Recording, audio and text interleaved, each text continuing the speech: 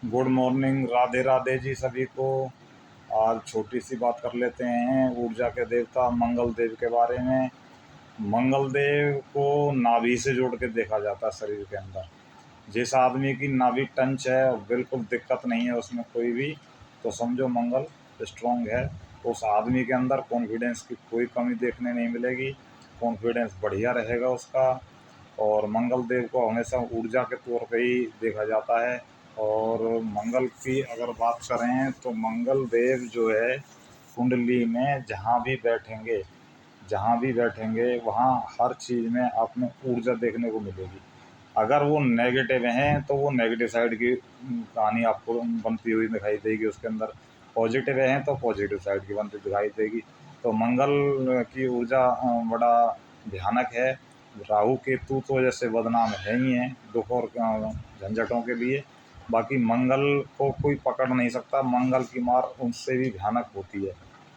तो इसको समझना बहुत ज़रूरी है।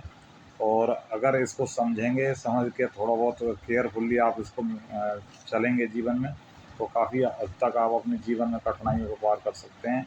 क्योंकि मंगल की ऊर्जा ही है जो आपको कठिनाइयों से पार कराती है।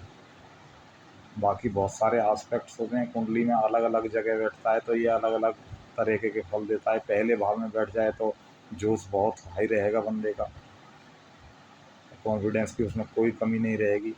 लेकिन हाँ, उसको मोटिवेशन चाहिए कहीं ना कहीं से।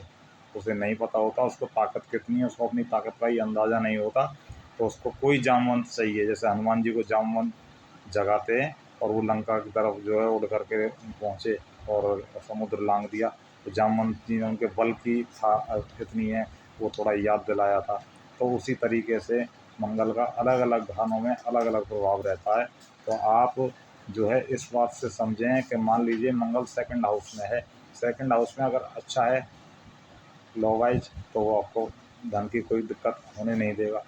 अगर ख़राब है तो बचेगा कुछ नहीं, सब जला के राख कर देगा। क्यों? हनुमान कॉन्शियसनेस को आप यहाँ समझिए, मंगल से हनुमान कॉन्शियसनेस नाभि पे समझिए आप इसको। तो अभी अगर आपकी जठारा अग्नि बढ़िया चल रही है तो सब चीज़ पचा देगी। और अगर डिस्टर्ब हो रही है तो फिर गड़बड़ है, फिर सारी चीज़ें गड़बड़ हैं, पेट ही खराब होगा। फिर स्वादिष्टान चक्र पर भी असर आएगा।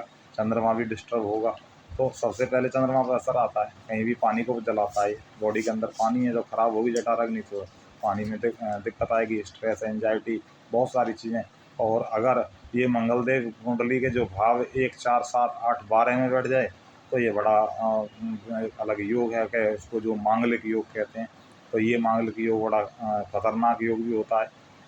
अगर ये कहीं न कहीं से कट रहा हो, किसी ग्रह की दृष्टि, शुभ ग्रह की दृष्टि उस पे पड़ रही हो या किसी पाप ग्रह की भी पड़ रही हो, तो मध्य और तेज फल का फ़र्क उसमें देखने को आपको मिल सकता है। तो बहुत सारी चीज़ें हैं जो चलेंगी। बाकी ये है कि पंचम भाव में अगर मंगल बैठा दो तो इस आदमी को इंट्यूशन पावर इतनी कमाल की दे देता है ये, कि आदमी जो है पहले से ही इसको आभास होने लगता है चीज़ों का, और आभास करके चीज़ों को समझ लेता है क्या होने वाला है। और इसको ज्ञान बहुत होता है, क्योंकि इसको जो है पुराने जन्मों के प्रताप से ही इसको मिला है। ये काम ऐसे ही करता रहेगा, बहुत पोलाइटली इसके काम होते रहेंगे।